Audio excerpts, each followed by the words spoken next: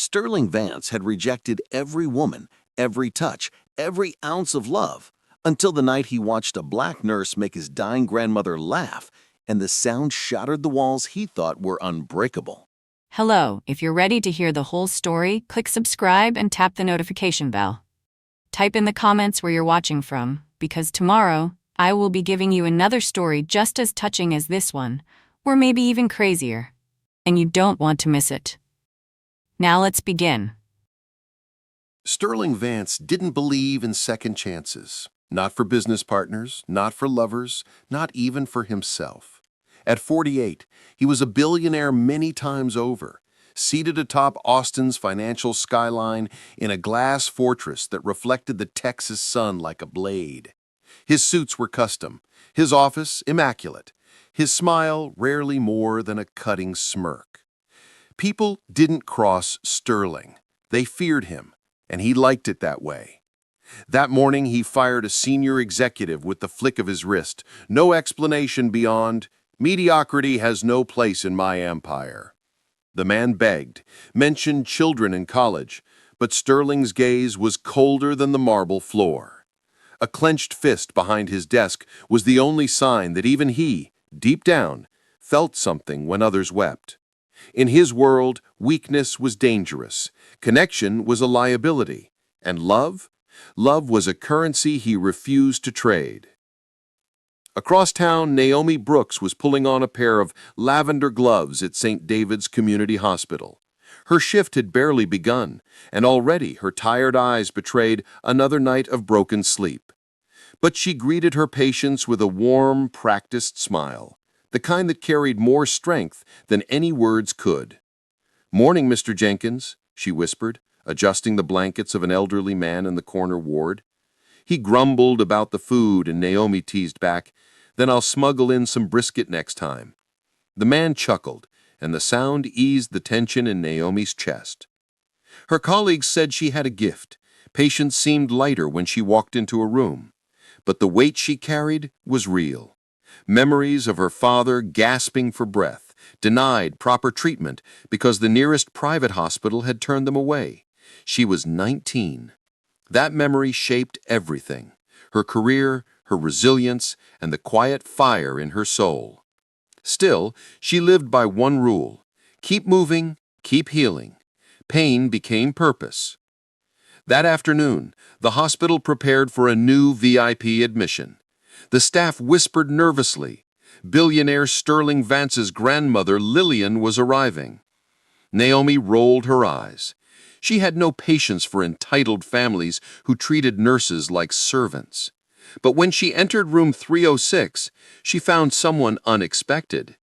Grandma Lillian was tiny, her silver hair gathered in a bun, her voice raspy but sharp.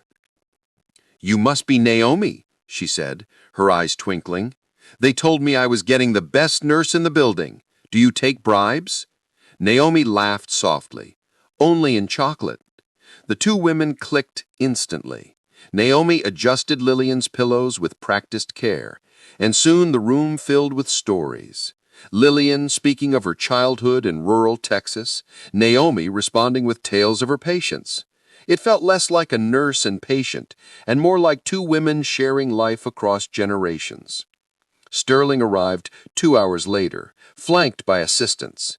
His entrance turned heads in the corridor. The expensive cologne, the tailored suit, the aura of command.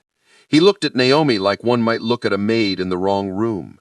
"Who approved her?" he asked the charge nurse, his voice slicing the air. Naomi straightened her spine, biting back a retort. Before she could speak, Lillian shot her grandson a glare sharp enough to pierce steel. "She's staying, Sterling. If you want me to survive this place, I need laughter, and she gives it." For once, Sterling said nothing. He adjusted his cufflinks, swallowing the protest. Naomi, hiding her irritation, focused on Lillian, but she felt Sterling's cold eyes following her every move. That night, as the machines hummed softly and the fluorescent lights buzzed, Naomi told Lillian a joke about a patient who once tried to sneak his dog into the ward. Lillian threw back her head and let out a raspy, honest laugh. It was loud, warm, and alive. Sterling, entering at that exact moment with a folder in his hand, froze. His grandmother hadn't laughed like that in weeks. The sound cut through him, strange and unsettling. For the first time in years, Sterling Vance didn't feel in control. He stood in the doorway, silent, watching the nurse who had somehow cracked joy from the one person he could not bear to lose. Naomi glanced up, meeting his eyes briefly. There was no fear in her gaze, only quiet defiance. The billionaire turned away sharply, his jaw tight. But something in him had shifted. He just didn't know it yet. Sterling Vance wasn't used to feeling powerless.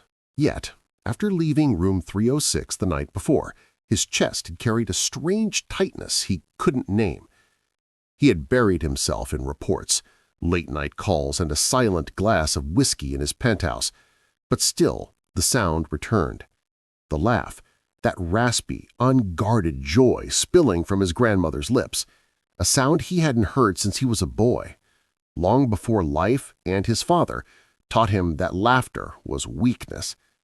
And it had been pulled out of her not by him, not by his money, but by her, that nurse, Naomi Brooks.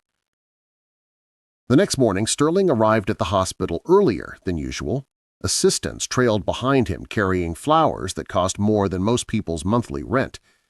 He barked orders into his phone, but his eyes flicked constantly toward room 306. Inside, Naomi was perched at Lillian's bedside, helping her sip warm tea. "Too bitter," Lillian teased. "Only because you don't add enough honey," Naomi countered, placing another packet in the cup. Sterling stepped in, his presence immediately shifting the room's air. Naomi straightened but didn't flinch. "You should be resting," Sterling told his grandmother, his tone half command, half concern. "And you should be minding your tone with my nurse," Lillian shot back, her eyes narrowing. Naomi smirked, hiding it behind her glove as she adjusted the monitor. Sterling caught the smirk, irritation prickling, but underneath it was something he couldn't explain, an almost magnetic pull. As the day unfolded, Sterling found excuses to linger. He pretended to check reports, his laptop glowing in the corner of the room. In reality, he was watching Naomi. The way she leaned close to hear Lillian's fading voice, the way her laugh bubbled up like a bomb. It was unbearable. When Naomi left briefly to fetch medication, Sterling leaned toward his grandmother. "You like her too much," he mothered. Her eyes twinkled. "That's because she's good, Sterling. Not everything in life can be bought." Sterling looked away, jaw clenched. He didn't want to admit the truth. Naomi's presence made the sterile room feel alive. That evening, Naomi returned with a small portable radio. "Music therapy," she explained when Sterling raised a skeptical brow. "It helps patients relax." She tuned it softly to an old jazz station. The mellow saxophone filled the room, mixing with the rhythmic beeping of the monitor. Naomi began humming, low and sweet. Lillian tapped her fingers against the blanket. Sterling froze. He hadn't seen his grandmother move with that kind of playful rhythm in years. And then it happened again. Lillian laughed, not as loudly as before, but full enough to light up her tired face. Sterling's chest tightened. He hated it, he loved it, he didn't know what to do with it. After Naomi stepped out to handle another patient, Sterling confronted Lillian. "She's different," he said quietly. "She's human," she corrected, "something you keep forgetting to be." Sterling bristled. "You don't know her." "I know enough," Lillian replied firmly. "And I know you're watching her, Sterling. You're not as stone as you think." Later that night, Sterling walked Naomi to the elevator. "Why do you care so much?" he asked suddenly, his voice sharp but edged with something softer underneath. Naomi blinked, taken aback. "About what?" "My grandmother. These patients. You laughed with them. You—" His words tangled, his pride choking them off. Naomi tilted her head, eyes steady. "Because they're people. Because they matter. Isn't that reason enough?" Sterling said nothing. The elevator doors opened. She stepped inside, her lavender gloves still on, the faint scent of antiseptic trailing with her. The doors closed, leaving Sterling staring at his own reflection in the polished metal. For the first time in decades, he didn't recognize the man looking back. That night, Sterling couldn't sleep. He tossed in his penthouse bed, the city lights sprawling across the skyline. He poured another glass of whiskey, but it tasted like ash. Every time he closed his eyes, he saw Naomi's smile, heard his grandmother's laugh. He hated it for that. He needed her for that. And for the first time in his life, Sterling felt the terrifying spark of something he couldn't buy, command, or control. Sterling Vance never admitted weakness. Not in the boardroom, not in life, not even to himself. Whatever had stirred inside him after that nurse made his grandmother laugh, he was determined to crush it before it spread. It was a Monday morning when the clash came to a head. Naomi entered room 306, balancing a tray with medication and soup. Sterling was already inside, standing at the foot of his grandmother's bed with a laptop open and an assistant scribbling notes. "This isn't a conference room," Naomi said, her tone steady but edged with irritation. Sterling didn't look up. "She's fine. I can work here." Naomi set the tray down firmly. "She needs rest, not the stress of your empire buzzing in her ears." Lillian chuckled weakly. "Children don't fight in front of the patient." But Sterling's eyes finally lifted, cold and sharp. "Do you speak to all family members like this, Miss Brooks?" Naomi met his gaze, unflinching. "Only the ones who forget this is about the patient, not their pride." The air in the room grew taut, assistants exchanging nervous glances. For the first time in years, someone had publicly challenged Sterling. And not in the safety of his skyscraper, but in front of staff, in front of his grandmother. Sterling dismissed his team with a flick of his hand. The door closed, leaving just the three of them. "You will not undermine me," Sterling said lowly.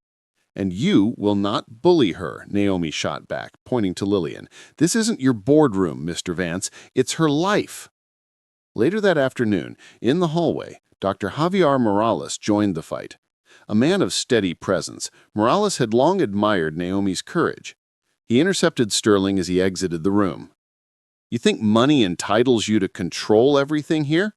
But this is medicine. This is humanity. If you can't respect that, step aside." Sterling bristled.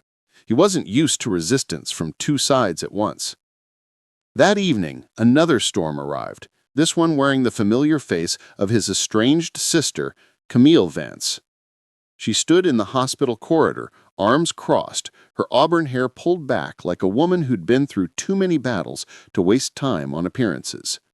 "Sterling," she said flatly. "Camille," he replied, colder than the hallway tiles. "You're choking her," Camille snapped, jerking her chin toward their grandmother's door. "Just like father choked the life out of us." Sterling's jaw tightened. He hated when she mentioned their father. Hated the way those memories still burned, nights of lectures about power, about purity, about strength, while laughter was branded weakness. Camille's eyes softened, but her voice didn't. "She doesn't need your money, Sterling. She needs peace. And whether you like it or not, that nurse is giving her more peace than you ever could." Sterling turned on his heel before she could see the flicker of truth in his expression. That night, he sat alone in his penthouse. The city glittered outside, but the silence inside pressed heavy on his chest. He thought of Naomi's defiance, Camille's words, Morales' steady judgment. He hated them all. But deeper still, he hated himself for caring. Meanwhile, Naomi sat in the hospital cafeteria, stirring cold coffee. She thought of Sterling, his arrogance, his control, his eyes that seemed to carry an ocean of anger. And beneath it, something else, something broken. She pushed the thought away. Men like him don't change, not for anyone. But still, she couldn't deny the flicker she'd seen when he heard his grandmother laugh, a crack in the stone. Naomi exhaled, forcing herself to focus. Her duty was to her patients, not to a billionaire's fragile soul. The next morning, Sterling returned to room 306 with fresh resolve. He told himself he'd harden his heart again. But as soon as Naomi entered, smiling softly at Lillian, his resolve began to crumble. It was infuriating. It was undeniable. If someone you couldn't stand challenged you to your core, would you push them away or face the truth they forced you to see? Share your thoughts in the comments. The tension in room 306 had grown so thick that even the beeping monitor seemed cautious. Sterling entered each morning like a storm in a suit, bringing his arrogance with him. Naomi carried herself like the eye of that storm, calm, steady, unshaken, though the strain flickered in her eyes when his voice cut sharp. Grandma Lillian noticed everything. On a humid Tuesday afternoon, she set her teacup down and announced, "I've made a decision." Sterling looked up from his laptop, Naomi pausing mid-step with the chart in hand. "What decision?" Sterling asked, suspicion already edging his tone. "That I don't want any nurse but Naomi," Lillian declared, her chin lifting stubbornly. Sterling blinked. "That's unnecessary. You should have the best rotation." "She is the best rotation. I don't care about shifts or schedules. I want her." Naomi's lips parted. "Mrs. Vance, that's flattering, but—" "No buts," Lillian said firmly, her eyes twinkling with mischief. "I know what I want, and I'm old enough not to waste time on compromise." Sterling pinched the bridge of his nose. "Grandmother, that's not how this works." "It is now," Lillian said. Then she turned to Naomi. "Please, stay with me. Don't let him chase you away." Naomi hesitated, glancing between the determined woman and the fuming billionaire. Slowly, she nodded. "If it's what you want, then I'll stay." The air shifted. The decision was final. Sterling's control had been stripped, and Naomi had been bound to him. The days that followed became a battlefield of proximity. Sterling sat stiffly in the corner, pretending to work while Naomi adjusted IV lines. Their eyes clashed often, words few, silence heavy. When Naomi brushed past him to reach a cabinet, his jaw clenched as if her nearness burned. One afternoon, Naomi entered to find Sterling already there, reading aloud softly to Lillian from an old book of poems. The sight startled her. His voice, usually so sharp, was steady and low, almost tender. Naomi paused at the door, then stepped inside. "I didn't know you read poetry." Sterling looked up, his expression hardening instantly. "You don't know anything about me." "Maybe not, but I know when someone's trying to hide." The words lingered in the air. Tension flared again the next evening. Naomi insisted on adjusting Lillian's oxygen mask. Sterling snapped that it was unnecessary, and Naomi snapped back that his money didn't equal medical knowledge. Lillian silenced them with a raspy laugh. "You two argue like an old married couple," she wheezed. Naomi's cheeks flushed. Sterling's jaw locked. The room fell into awkward silence, broken only by Lillian's amused grin. But beneath the tension, something shifted. Sterling began to notice small things, the way Naomi tucked Lillian's blanket with precision, the way she hummed under her breath, the way she crouched so her eyes were level with her patients. Naomi in turn noticed flashes of humanity in Sterling, the way he lingered too long at his grandmother's bedside after Naomi left, the way his hands shook slightly when he thought no one was watching. One night, Naomi stayed late reviewing charts at the nurse's station. Sterling appeared unexpectedly, his tie loosened, his expression unreadable. "You're still here?" he asked. Naomi didn't look up. "Patients don't clock out at 5. He hesitated, then said, "Why do you do it? All this caring." Naomi finally met his eyes. Because someone has to. The simplicity of the answer struck him harder than any lecture. In the weeks that followed, the forced proximity became routine. Their words still clashed, but silences began to soften. Sterling found himself drawn to the sound of Naomi's voice, though he would never admit it. Naomi caught herself studying the lines of weariness in his face, though she scolded herself afterward. It was an uneasy truce, a reluctant intimacy neither had chosen. And though Sterling would never confess it aloud, every time Naomi made his grandmother laugh, the walls around his heart cracked a little more. The hospital room had grown quieter as Lillian's strength waned, but her spirit was still fierce. She insisted on company, on stories, on laughter. Naomi provided it without effort, slipping into the role of confidant as naturally as breathing. Sterling, however, grew more restless. He sat longer in the chair by the window, staring at the skyline beyond, his laptop unopened on his lap. His mind wasn't on work, it was buried in old ghosts. One evening, Naomi came in to find Sterling standing over his grandmother's bed, his expression unreadable. Lillian had dozed off after a breathing treatment. "You don't have to hover," Naomi said gently. Sterling didn't answer. Instead, his gaze remained fixed on Lillian's frail frame. "She was the only one who shielded us," he said suddenly, his voice low. "My father, he believed love made men weak. He'd tell us that every night." Naomi froze, caught off guard by the confession. Sterling's tone was raw, almost boyish. "He'd lecture me for hours," Sterling continued, eyes still distant. "Camille rebelled. I didn't. I absorbed every word. I thought that was strength. I thought that was survival." Naomi studied him. For the first time, she saw not the billionaire, not the cold mask, but the wounded child behind it. Later that week, Naomi had her own moment of unraveling. She was sitting with Dr. Morales in the staff lounge when Sterling passed by unnoticed. "I don't know how much longer I can do this," Naomi whispered, rubbing her temples. "Sometimes I still hear my dad's last breath. He should have lived, Javier. He should have lived, but no one cared enough to treat him because we didn't have the money." Her voice cracked, and Morales put a comforting hand on her shoulder.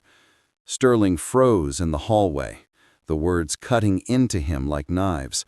He wanted to step in, to say something, but shame anchored him. His empire, his arrogance, it all felt suddenly complicit. 2 nights later, when Naomi returned to Lillian's room, she found the older woman awake and smiling. "Sit with me," she said softly. Naomi sat at her bedside, holding her hand.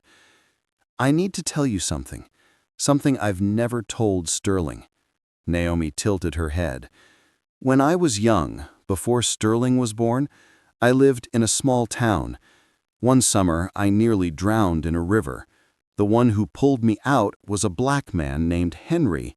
No one else jumped in. He saved my life." Naomi's eyes widened. Back then, the world didn't look kindly on what he did. People whispered, but I never forgot. He was the kindest soul I ever met. And Sterling, he needs to know kindness like that exists. A tear slipped down Naomi's cheek. "Why haven't you told him?" Lillian's smile turned sad. "Because he wasn't ready. He wouldn't have heard me. But maybe now he might." Unbeknownst to them, Sterling had been standing outside the door, hearing every word. The revelation rattled him to his core. His grandmother, the woman he revered, owed her life to a man Sterling's father would have despised. His chest burned with conflict. The walls he had built his life upon, the pride, the prejudice, the rejection, suddenly felt hollow. That night, Sterling lay awake in his penthouse. His father's voice echoed in his memory. "Strength means purity. Purity means power." But another sound rose to drown it out. His grandmother's laugh, bubbling from a story Naomi had told. For the first time, Sterling wondered if his father had been wrong all along. The next morning, he entered room 306 early. Naomi was already there, fluffing Lillian's pillow. Sterling's eyes were shadowed, his jaw tense. "Naomi," he said quietly. She looked up, wary. "I overheard," he admitted, "what you said about your father, what my grandmother said about hers." Naomi froze, unsure if this was another battle. Sterling swallowed hard. "I don't know what to do with it, but it's there. I can't ignore it." Naomi searched his face. For the first time, she saw sincerity, messy, broken, but real. The air in room 306 had shifted.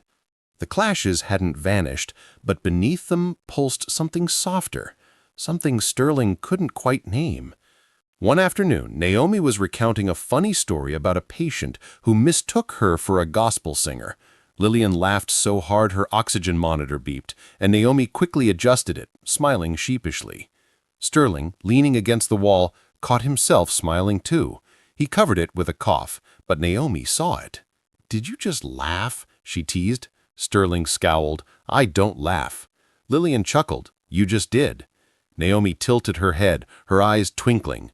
"Careful, Mr. Vance. If you keep this up, people might think you're human." For a second, Sterling almost laughed again. Almost. That evening, Naomi lingered after her shift.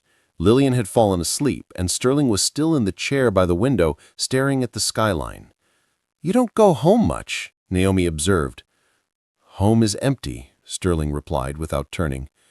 Naomi hesitated, then asked, "So why keep the penthouse at all?" Sterling's lips curved bitterly. "Because I can fill it with things, and things don't leave."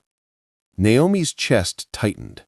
She saw the loneliness beneath the arrogance, the child still hiding behind wealth. "I lost my father 2 years ago," Naomi said softly. "Every day I thought I'd hear him come through the door again. I filled the silence with work. But the silence, it doesn't go away, does it?" Sterling finally looked at her. His eyes were raw, stripped of their usual armor. "No, it doesn't." For a moment, neither spoke.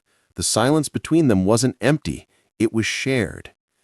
Days blurred into weeks. The walls between them began to crack. Sterling started arriving earlier, staying later. He brought small comforts for Lillian, silk scarves, favorite books, even a gramophone to play her old jazz records. Naomi teased him about the extravagance, but she secretly admired the care behind it. Naomi, in turn, began letting Sterling glimpse pieces of herself. She told him about her childhood in Birmingham, about singing in her church choir, about the guilt she still carried over not being able to save her father. One afternoon, as the three of them sat together, Naomi hummed a hymn softly while adjusting Lillian's blanket. The melody floated through the room, tender and steady. Sterling closed his eyes, listening. For once, peace filled the space between them. But it wasn't all heavy truths. Some moments were light, even playful. When Naomi caught Sterling fumbling to change a bedpan, she couldn't resist smirking. "So the billionaire does know manual labor." Sterling gave her a dry look. "Don't tell the board. They might expect me to roll up my sleeves more often." Naomi laughed, the sound filling the sterile room like sunshine. Lillian smiled, whispering, "You two are good for each other." They both pretended not to hear. One night, Naomi found Sterling sitting alone in the family lounge, his tie loose, his expression weary. She hesitated, then sat beside him. "Do you ever wonder if people only love you for what you give them?" she asked. Sterling glanced at her surprised. "All the time," he admitted. "But then I realized no one actually loves me. They love the money, the power, not me." Naomi swallowed. "That's not true." He raised a brow. "Isn't it?" Her voice softened. "Your grandmother loves you. And she doesn't care about your empire. She cares about your heart, even if you've buried it so deep you can't find it." Sterling's throat tightened. He wanted to argue, but the truth in her eyes silenced him. From then on, their conversations grew deeper, their silences more comfortable. Sterling found himself seeking her presence, craving her voice. Naomi fought the pull, reminding herself of his arrogance, his prejudice. But every time she saw his defenses falter, she couldn't help but wonder if there was more to him than stone. Do you believe people can truly change if love or loss cracks their walls, or do some hearts stay stone forever? I'd love to hear your thoughts in the comments. The fragile bond between Sterling and Naomi had grown in ways neither of them wanted to admit. It wasn't love, not yet, but it was no longer disdain either. And that made it dangerous. The danger struck one gray Friday afternoon. Naomi was walking down the corridor with a clipboard when she heard voices coming from room 306. Sterling's voice. Another man's, smooth and familiar. Marcus Keene. He stood inside with Sterling, both men speaking in low tones. Naomi stopped just outside, invisible behind the doorframe. "She's trouble," Marcus was saying. "That nurse? She's already got the staff gossiping. People think you're softening. They're laughing at you." Sterling's silence stretched too long. Marcus pressed. "You built your empire on power, Sterling. Don't throw it away for some charity case in Scrubs. You're Vance. You don't fraternize with people like her." Naomi's chest tightened. She wanted to leave, to stop listening, but her feet stayed rooted. Then Sterling spoke, his voice cold. "I don't care about her. She's just convenient for my grandmother. That's all." Naomi's stomach dropped. The words sliced through her like glass. She stumbled backward, her clipboard clattering to the floor. The sound carried into the room. Sterling turned sharply, his eyes locking on hers in the doorway. For a moment, time froze. Naomi's face hardened, her voice trembling with anger. "Convenient? That's what you think of me?" Sterling stepped forward, panic flickering in his eyes. "Naomi!" But she was already gone, her footsteps echoing down the hall. That evening, Naomi refused to enter room 306. Dr. Morales covered her shift, casting Sterling a glare sharp enough to cut steel. Sterling sat in his grandmother's room, restless, ashamed. Lillian watched him with tired eyes. "What did you do?" she asked softly. Sterling couldn't answer. He saw Naomi's face every time he closed his eyes, the betrayal in her expression. The way his words, only spoken to keep Marcus from exploiting his weakness, had destroyed what fragile trust he'd built. Lillian shook her head. "You've inherited your father's curse, always choosing pride over love." The words cut deeper than Naomi's anger. The next day, Camille stormed into the hospital. She'd heard the gossip, the whispers that her brother had humiliated the nurse their grandmother adored. "You never learn, do you?" Camille spat, cornering him in the corridor. "You push everyone away. You destroy everything that might save you." Sterling snapped back. "Stay out of it, Camille." "I am in it," she shot back, "because you're not just hurting Naomi. You're killing grandmother with your poison. She's fading faster, and it's because you keep choking the light out of her room." Sterling flinched. Meanwhile, Naomi tried to bury herself in work. She took extra shifts, avoided room 306, refused to acknowledge Sterling's presence in the corridor. But at night, she couldn't silence the echo of his words. "I don't care about her." She reminded herself of who he was, a billionaire raised on prejudice, too proud to change. And yet, the memory of his soft confessions, his quiet vulnerability haunted her. Her heart warred with her reason. The breaking point came 3 nights later. Lillian's condition worsened suddenly. Naomi was summoned, despite her refusal, rushing into the room with a team of nurses. Sterling was already there, panic flashing in his eyes as alarms blared. "Do something!" he shouted at Naomi, his voice cracking. Naomi's hands moved with practiced calm, adjusting oxygen, checking vitals, coordinating with Morales. Sterling hovered helplessly, his usual control stripped bare. For a tense hour, life hung in the balance. Finally, Lillian stabilized, her breathing shallow but steady. The room exhaled. Naomi turned to leave, exhausted. "Naomi, wait," Sterling said, his voice desperate. She spun on him, her eyes blazing. "You don't get to call me back like some servant, not after what you said." Sterling's throat tightened. "I didn't mean it. I only said it because Marcus—" "Because Marcus what?" Naomi snapped. "Because your pride is worth more than my dignity? Because admitting I matter to you would make you weak?" Her words were daggers, each one true. Sterling opened his mouth, but nothing came.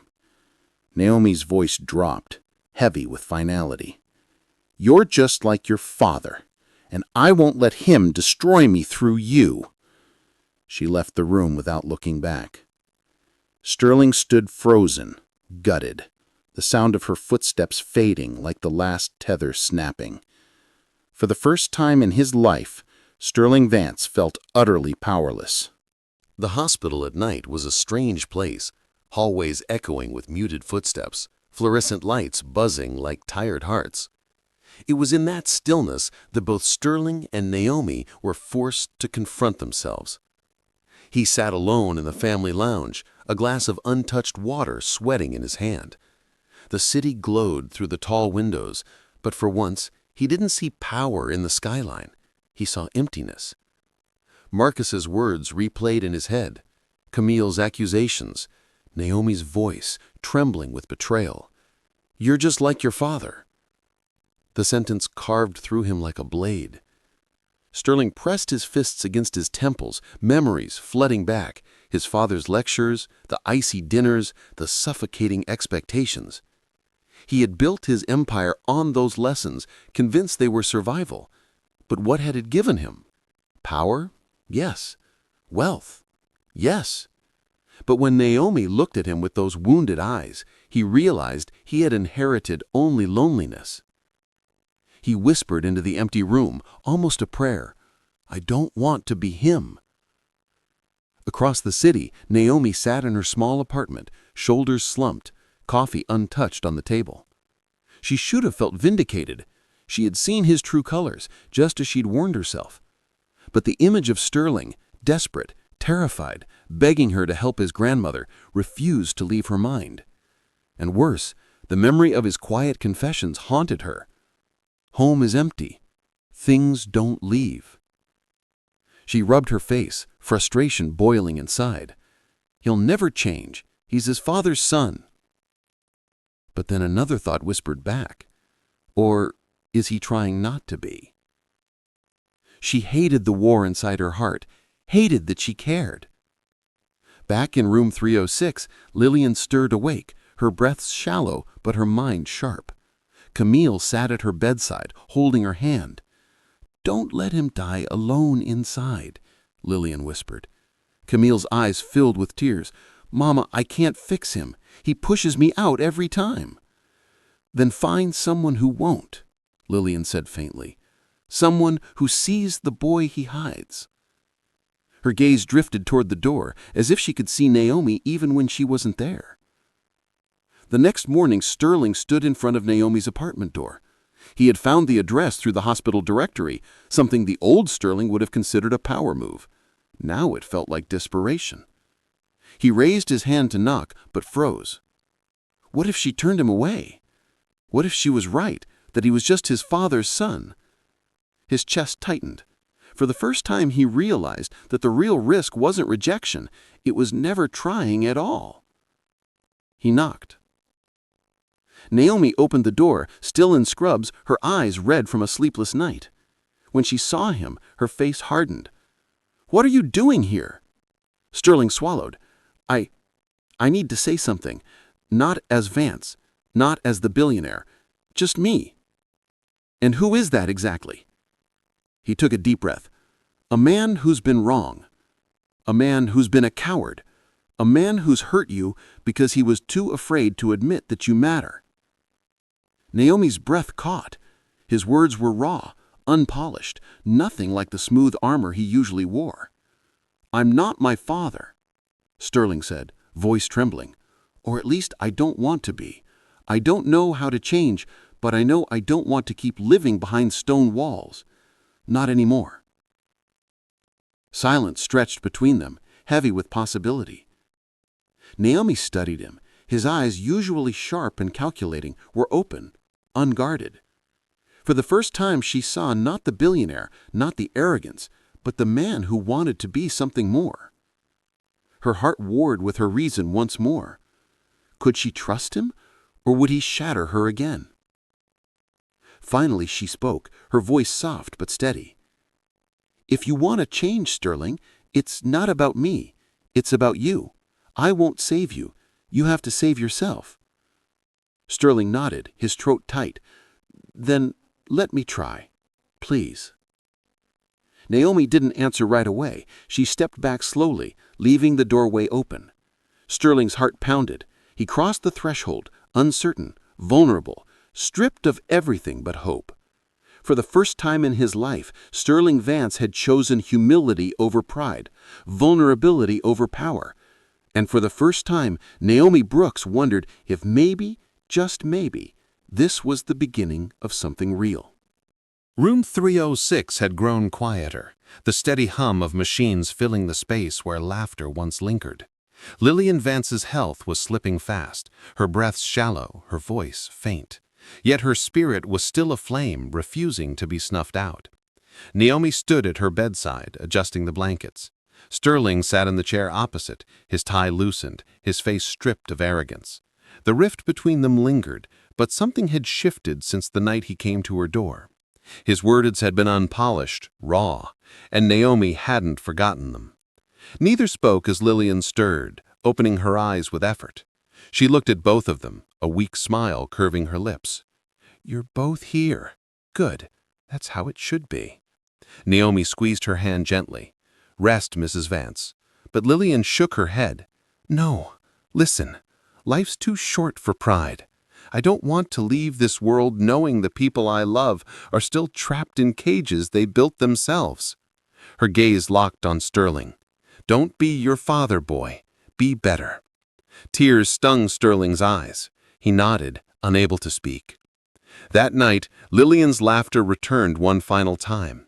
Naomi, sitting at her bedside, told a story about a mischievous patient who had once hidden pudding cups under his pillow to avoid sharing with the staff. Lillian laughed so hard her frail shoulders shook, tears rolling down her cheeks. That sound broke Sterling. He hadn't cried in decades, but that laugh, so full of joy, so full of life, shattered the last of his defenses. He bowed his head, silent sobs shaking his frame. Naomi reached across the bed, taking his hand, without a word. When the laughter faded into sleep, Lillian drifted quietly into her final rest. The funeral was a week later. Rain fell softly over the city cemetery as Sterling stood beneath a black umbrella, Naomi at his side. Camille placed a rose on the casket, whispering a prayer. Dr. Morales bowed his head, silent in respect. Even Marcus Keene lingered at the edge, his usual smirk absent. Sterling delivered the eulogy, his voice breaking as he spoke of his grandmother's strength, her laughter, and her unwavering belief in love. When his words faltered, Naomi stepped forward, her presence steadying him. "She believed in second chances," Naomi added gently, "even when we don't believe in them ourselves." The mourners nodded, the truth sinking deep. Weeks passed. Sterling withdrew from the board, leaving Marcus fuming. He sold one of his penthouses and donated the proceeds to expand the hospital's charity wing, naming it the Lillian Grace Center for Healing. For the first time in his life, his money wasn't a weapon, it was a gift. Naomi watched the transformation cautiously. She didn't forgive easily, but she couldn't deny what she saw. A man trying, stumbling, failing, but trying again. One evening she found him in the hospital garden, standing under the oak trees his grandmother loved. He was holding a worn copy of the poetry book he used to read to Lillian. She told me once that the man who saved her life was someone no one expected. She said kindness comes from where you least imagine. I think she meant for me to understand that you saved me too." Naomi's breath caught. Sterling stepped closer, his voice trembling. "I can't undo the pain I caused you. I can't erase who I've been, but I can choose who I'll be. And I want to be the man who deserves you, if you'll let me try." Naomi studied him, searching his eyes. She saw no arrogance, no mask, only sincerity, fear, and hope. Slowly she reached for his hand. "I don't need you perfect, Sterling. I just need you honest." His grip tightened around hers, a silent vow. Months later, the hospital's new charity wing opened. Sterling stood beside Naomi as children from struggling families received care, laughter ringing through the halls. The sound reminded him of his grandmother's final laugh, a sound that had broken him and remade him. Naomi leaned against him lightly, her voice low. She'd be proud. Sterling's eyes softened. "I hope so, because I finally understand. Love doesn't make you weak. It's the only thing that makes you strong." Naomi smiled, resting her head on his shoulder. "Then maybe you finally found what you were rejecting all along." Together they walked through the halls of the center, two people who had once stood on opposite sides of hate, now bound by love that had risen from laughter, loss, and redemption. Do you believe even the hardest hearts can change when love finally finds a way in? Share your thoughts below. I'd love to hear your take on redemption and unexpected love. Thank you for watching this story to the end. If you loved this story, you will definitely love the next one. It's more intriguing than you can ever imagine. So go ahead and watch it now. Click on the image on your screen right away to watch the next one. And don't forget to subscribe to our channel. It helps and encourages us to share the best human interest stories you'd love.